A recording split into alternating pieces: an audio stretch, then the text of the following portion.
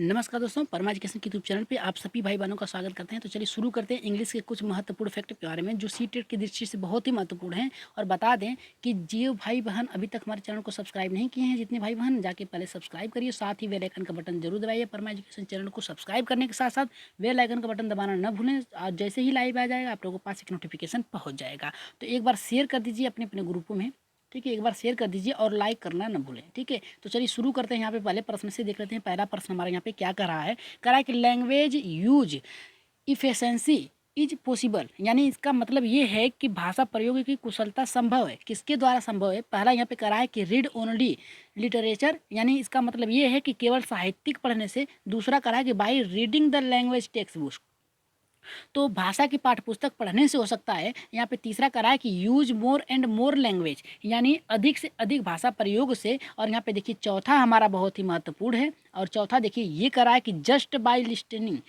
The language, ठीक है। इसका मतलब ये है कि केवल भाषा सुनने से, देखिए जहाँ पर भी केवल का प्रयोग कर दे, जस्ट बाय यहाँ पे लिस्टनिंग द लैंग्वेज, ठीक है, ये देखिए हमारा गलत है। और यहाँ पे देखिए हमारा कह रहा है रीड ओनली लिस्ट, यहाँ पे देखिए ओनली की बात किया है तो ये भी हमारा गलत हो गया, ठीक है, केवल की बात किया है। और यहाँ पे दूसरे में कहा है कि by reading the language text book, यानी इसका मतलब ये कह रहा है कि भाषा के पाठ्य पुस्तक पढ़ने से ही आपके क्या हो सकता है कि आप कुशलता प्रारंभ कर सकते हैं, ठीक है। यहाँ पे एसेंशली इज पॉसिबल, यानी कुशलता प्रारंभ करने में संभव है भाषा प्रयोग के, नहीं, ये हमारा गलत हो गया। लेकिन तीसरा देखिए हमारा ये कह रहा है कि use more and more language, ठीक है। तो राइट आंसर जो जाएगा हमारा यहाँ पे तीसरे के साथ जाएगा, अधिक से अधिक भाषा प्रयोग करने से क्या होती है, आपकी भाषा प्रयोग की कुशलता में संभव हो सकती है। Language use efficiently is possible, ठीक है। तो राइट आंसर पहले का हमारा यहाँ पे तीसरे के साथ जाएगा। चलिए आगे बढ़ते हैं अपने दूसरे प्रश्न पे, देख लेते हैं दूसरा प्रश्न हमारा यहाँ पे क्या कर रहा है। तो एक बार फिर से कहेंगे कि जल्दी से शेयर कर दीजिए अपने अपने ग्रुप में, जो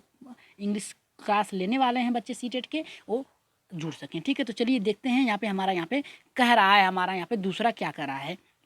देखिए दूसरा ये कह रहा है कि भाषा, भाषा क्या है, यहाँ पे कह रहा है कि लैंग्वेज, लैंग्वेज मीन्स होता है भाषा। और भाषा होती क्या है, आइए देख लेते हैं। यहाँ पे कह रहा है text books have special importance technical language, ठीक है, टीचिंग लैंग्वेज, ठीक है। और दूसरा कह रहा है कि सूट, यहाँ पे कह रहा है suit warriors students of life. और तीसरा कह रहा है कि आर बेस्ड ऑन ग्रामर। और चौथा कह रहा है कि the meaning of knowledge is grammar, ठीक है। अब देखिए इसका अर्थ अगर निकाला जाए तो हमारा क्या कह रहा है, पहले अर्थ को समझिए फिर इसके बाद उत्तर दीजिए, ठीक है। यहाँ पे देखिए दूसरा कह रहा है भाषा, यानी भाषा हो सकती है, क्या हो सकती है, या फिर पूछ रहा है भाषा में महत्व क्या है, भाषा क्या हो सकती है, यानी इसके क्वेश्चन के पढ़ने के बाद पता चलेगा। यहाँ पे कहा है कि लैंग्वेज मीन्स होता है भाषा। और पहला कह रहा है यहाँ पे text books have special importance in teaching learning, यानी इसका मतलब ये है कि सीखने सिखाने में पाठ्य पुस्तकों का विशेष महत्व होता है। यानी text book have a special importance in technical learning, यानी सीखने सिखाने की प्रक्रिया में पाठ्य पुस्तक का विशेष महत्वपूर्ण होता है। और दूसरा कह रहा है कि सूट वारियस स्टूडेंट, यहाँ पे कह रहा है कि स्टूडेशन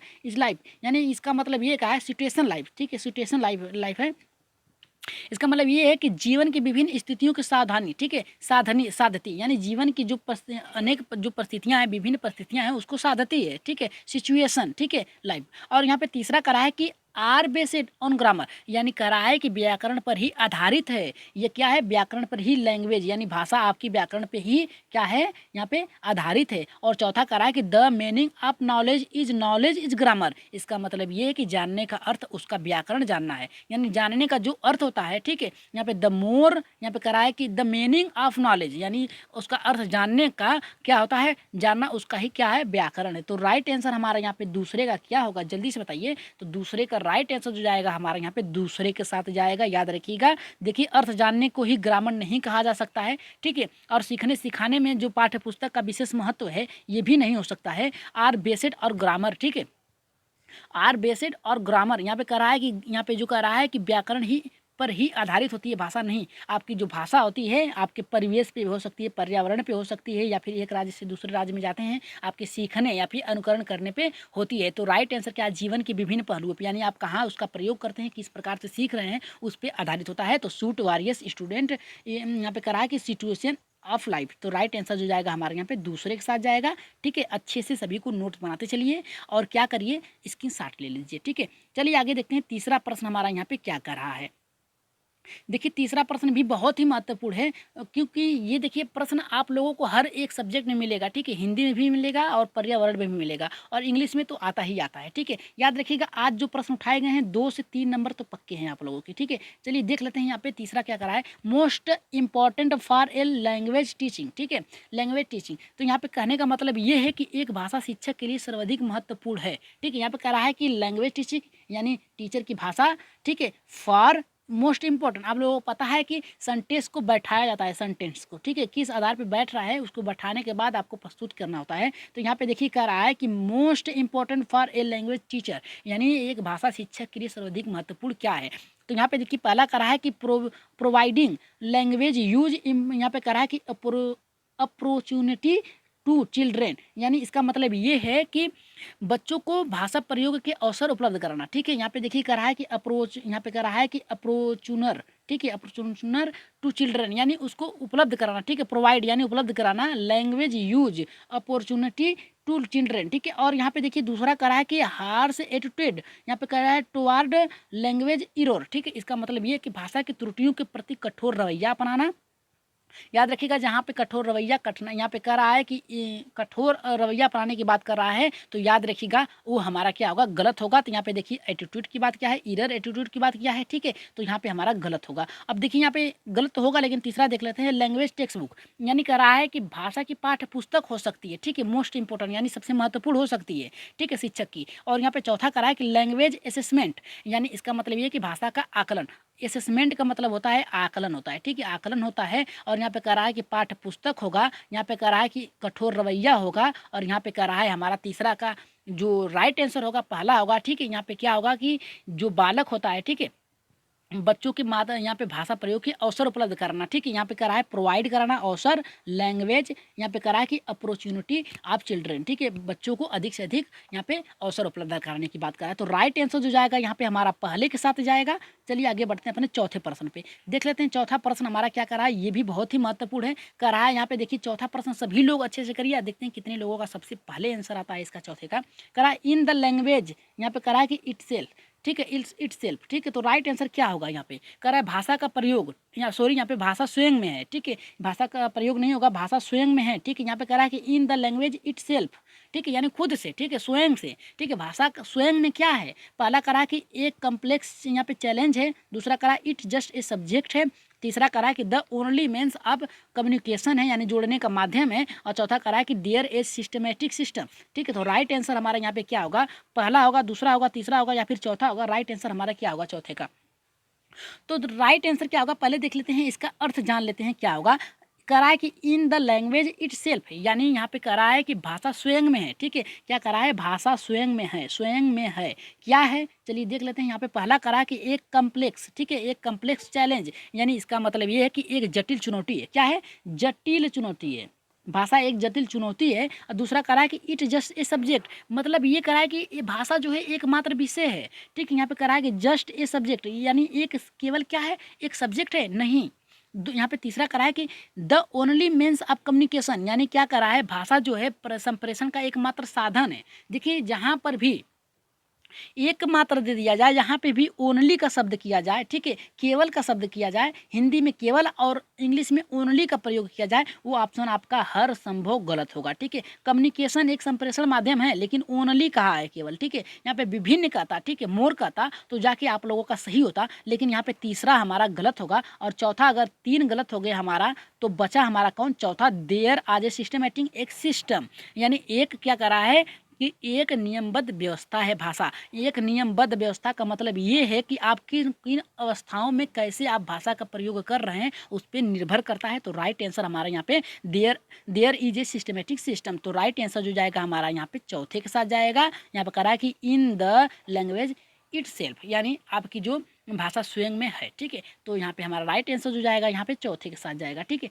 चलिए आगे बढ़ते हैं अपने यहाँ पे 5वें प्रश्न पे देख लेते हैं। 5वां प्रश्न बहुत ही महत्वपूर्ण है, इसे याद रखिएगा, इसे आपको भरना है। इस ऐसे भरने वाले सब्जेक्ट आप लोगों को एक जरूर मिलेगा, 1 से 2 प्रश्न, ठीक है। तो चलिए देख लेते हैं, लैंग्वेज इज ए सब्जेक्ट, यानी कह रहा है कि भाषा एक विषय है। यहाँ पे देखिए भाषा इज, भाषा है एक विषय, ठीक है। यानी इसे आप सेंटेंस के अनुसार बैठाएंगे तो इसे आप कह सकते हैं भाषा एक विषय है, ठीक है। यहाँ पे कह रहा है कि थियोरेटिकल, और यहाँ पे कह रहा है प्रैक्टिकल, तीसरा कह रहा है कि मोनोटाउनेशन, और चौथा कह रहा है कि चैलेंजिंग। तो राइट आंसर हमारा पाँचवें का क्या होगा, जल्दी से बताइए। पाँचवें का राइट आंसर क्या हो सकता है, भाषा एक है। पहला देखिए क्या होगा, थियोरेटिकल जो होगा हमारा सैद्धांतिक होगा, ठीक है, सैद्धांतिक, सैद्धांतिक होगा। और यहाँ पे प्रैक्टिकल जो होता है हमारा व्यवहारिक होगा, ठीक है, प्रैक्टिकल व्यवहारिक, व्यवहारिक से होगा, ठीक है। और यहाँ पे चौथा करा है कि मोनोटाउनेशन, टाउन यहाँ पे करा है, इसका मतलब ये होगा नीरस, ठीक है, नीरस, नीरस होगा। और चौथा जो होगा चैलेंजिंग, आप लोगों को पता ही होगा चैलेंजिंग क्या होता है, चुनौतीपूर्ण कार्य होता है, ठीक है, चुनौतीपूर्ण होता है। तो राइट आंसर क्या होगा, पहला होगा यानी सैद्धांतिक होगा, दूसरा होगा प्रैक्टिकल होगा, व्यवहारिक जो आपके व्यवहार से जुड़ा है, या फिर तीसरा करा है कि नीरस होगा, यानी एक नीरस भाषा है, एक उबाऊ भाषा है, और चौथा करा है कि चैलेंजिंग, एक चुनौतीपूर्ण है। तो हमारा राइट आंसर क्या होगा पाँचवें का, जल्दी से बताइए। पाँचवें का राइट आंसर क्या होगा, तो हमारा जो होगा राइट आंसर यहाँ पे प्रैक्टिकल ही होगा, यानी व्यवहारिक भाषा होती है, ठीक है। लैंग्वेज इज ए सब्जेक्ट क्या है, व्यवहारिक, ठीक है, व्यवहारिक होगा, प्रैक्टिकली इज ए सब्जेक्ट। तो राइट आंसर जो जाएगा हमारा यहाँ पे दूसरे के साथ जाएगा। आशा करते हैं समझाने का तरीका अच्छा होगा हमारा, और अगर कुछ कठिनाई आ रही है तो कमेंट बॉक्स में जरूर बताइएगा। अब देखिए ये तो और भी महत्वपूर्ण आ गया, ठीक है। यहाँ पे देखिए क्या कह रहा है कि language is not learned to primary level for which the, यहाँ पे फॉलोइंग, यहाँ पे कह रहा है कि यहाँ पे कह रहा है कि परपोसेस, ठीक है। तो इसका राइट आंसर क्या होगा, हमारा पहला कह रहा है कि मीन्स ऑफ वारियस लाइफ या सिचुएशन, और यहाँ पे दूसरा कह रहा है कि लर्न लैंग्वेज ग्रामर, और तीसरा कह रहा है लिस्टन एंड लिसन, यहाँ पे चौथा कह रहा है कि to meet you many need, ठीक है। तो अब इसका अर्थ अगर देखा जाए, अर्थ अगर हिंदी में प्रयोग किया जाए, learn is not language it A primary level for, यहाँ पे बीच द फॉलोअर, यहाँ पे फॉलोइंग, यहाँ पे कह रहा है कि पर्पोज, ठीक है। तो यहाँ पे अगर इसका अर्थ निकाला जाए, ठीक है, तो कह रहा है कि निम्नलिखित में से, कह रहा है कि निम्नलिखित में से किस उद्देश्य के लिए प्राथमिक स्तर पर भाषा नहीं सीखी जा सकती, ठीक है। तो यहाँ पर राइट, यहाँ पे देखिए कह रहा है कि लैंग्वेज नॉट लर्नेड, यानी नहीं सीखी जा सकती है भाषा प्राइमरी लेवल फॉर, ठीक है, प्राइमरी लेवल पर बीच फॉलोइंग, ठीक है, फॉलोइंग प्रोपोर्शन, यानी निम्नलिखित में से कौन सी, यहाँ पे कह रहा है निम्नलिखित में से किस भाषा उद्देश्य के लिए प्राथमिक स्तर पर भाषा नहीं सीखी जाती। पहला यहाँ पे देखिए हमारा कह रहा है कि means of various life situation, यानी जीवन में विभिन्न स्थितियों को साधना, और तीसरा कह रहा है कि लर्न लैंग्वेज ग्रामर, और तीसरा कह रहा है कि लिस्टन एंड लिसेंट, ठीक है, और चौथा कह रहा है कि to meet your many need. तो राइट आंसर इसका क्या होगा, यहाँ पे देखिए तीसरा का अर्थ, देखिए पहला का अर्थ ये अगर हिंदी में सिर्फ देखा जाए तो पहला हमारा कह रहा है जीवन की विभिन्न स्थितियों को साधना, और दूसरा यहाँ पे हमारा कह रहा है कि भाषा का व्याकरण सीखना, ग्रामर, और तीसरा कह रहा है हमारा कि मन की बात कहना सुनना। यहाँ पे देखिए लिस्टन एंड, यहाँ पे लिस्टन, यानी लिसन एंड लिस्टन, यानी का मतलब ये है कि सुनना और कहना, ठीक है। और यहाँ पे चौथा कह रहा है कि to meet your many need, इसका मतलब ये है कि अपनी अनेक ज़रूरतों को पूरा करना। तो यहाँ पे देखिए अनेक ज़रूरतों की पूरा करने की बात कर रहा है, तो राइट आंसर क्या होगा, देखिए यहाँ पे अनेक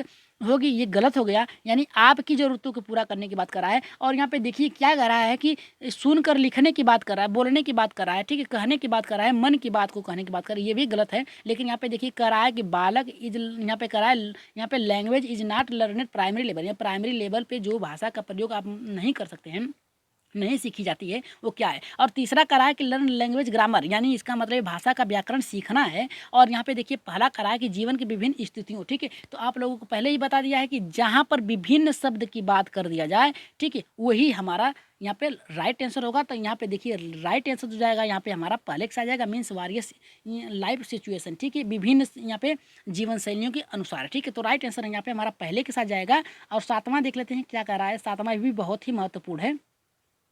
देखिए कह रहा है कि प्राइमरी, यहाँ पे कह रहा है कि प्राइमरी, यहाँ पे कह रहा है कि फॉर्म ऑफ लैंग्वेज, ठीक, यहाँ पे कह रहा है प्राइमरी फॉर्म ऑफ लैंग्वेज, इसका मतलब ये हमारा है कि भाषा का प्राथमिक रूप है, ठीक है। प्राइमरी फॉर्म यानी कह रहा है कि फॉर्म ऑफ लैंग्वेज, यानी यहाँ पे भाषा का, यहाँ कह रहा है कि भाषा का प्राथमिक रूप क्या है, ठीक है। यहाँ पे देखिए कह रहा है कि टोकन, यहाँ पे कह रहा है टेकन, ठीक है, यहाँ पे टेकन या टोकन कर सकते हैं, और आपके पढ़ने के ऊपर होता है, ठीक है। तो और दूसरा कह रहा है कि ग्रामर, यहाँ पे कह रहा है कि ग्रामिकली, ठीक है, और तीसरा कह रहा है रिटेन, चौथा कह रहा है कि ओरल। तो राइट आंसर हमारा क्या होगा, जल्दी से बताइए, सातवें का राइट आंसर क्या होगा। अगर इसको हम लोग क्या करते हैं, अगर हिंदी में रखते हैं तो पहला कह रहा है यहाँ पे भाषा का प्राथमिक रूप है प्राइमरी फ्रॉम ए लैंग्वेज, और यहाँ पे फॉर्म ए लैंग्वेज। दूसरा पहला कह रहा है कि ऑप्शन के अनुसार कि सांकेतिक होगा, टोकन में सांकेतिक होगा, सांकेतिक होगा। और यहाँ पे दूसरा यहाँ पे करा है कि ग्रामेटिकली यानी यहाँ पे व्याकरणीय होगा, ठीक है, व्याकरणी, ठीक है, व्याकरणी होगा। और यहाँ पे तीसरा करा है रिटन यानी लिखित है,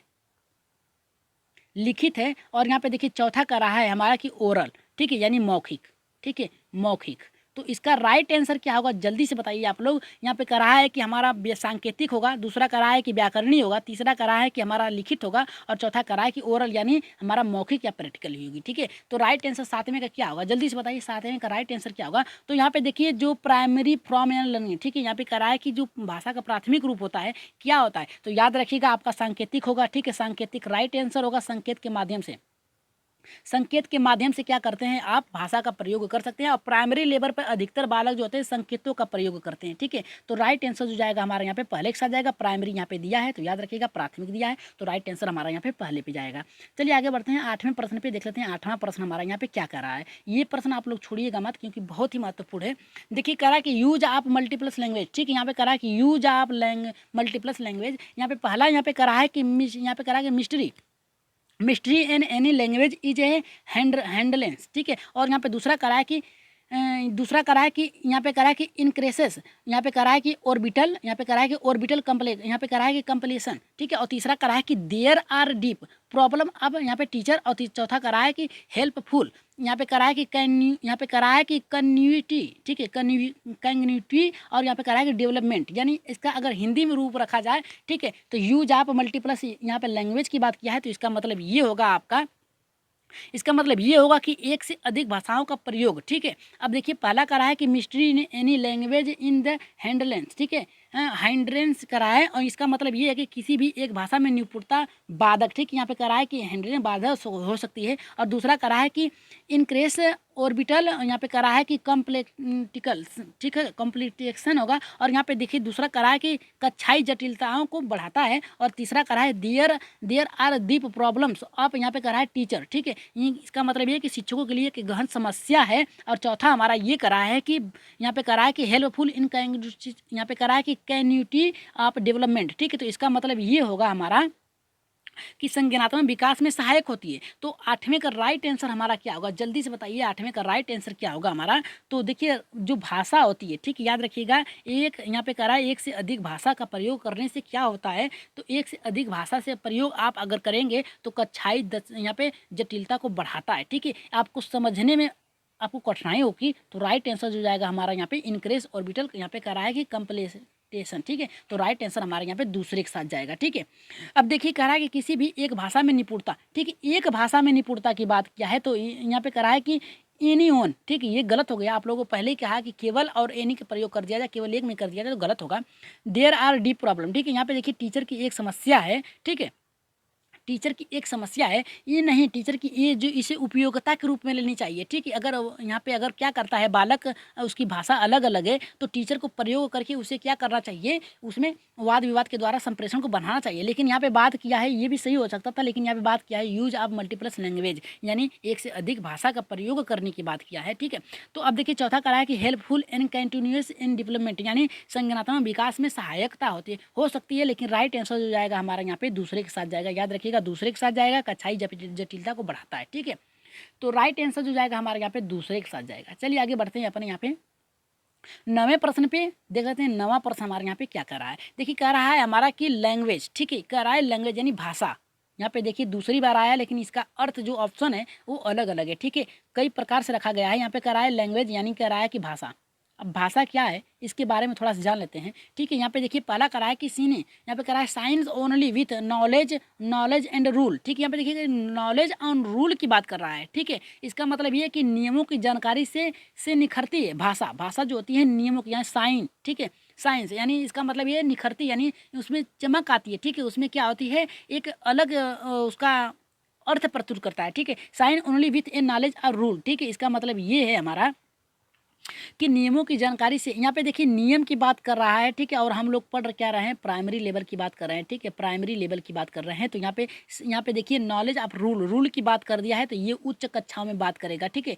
तो ये हमारा गलत हो गया। दूसरा कह रहा है आर आउट इन स्कूल, यानी इसका मतलब ये है कि विद्यालय में ही सीखी जा सकती है भाषा, ठीक है। भाषा जो थी विद्यालय में ही सीखी जाती है, नहीं आपके परिवेश में आपकी मातृभाषा क्या है, आपके परिवार में क्या है, उससे भी सीखी जा सकती है। तो ये भी हमारा गलत हो गया। अब देखिए तीसरा कह रहा है इट ए सिस्टमेटिक, यहाँ पे अरेंजमेंट, यानी इसका मतलब ये है कि एक नियमबद्ध व्यवस्था है, ठीक है।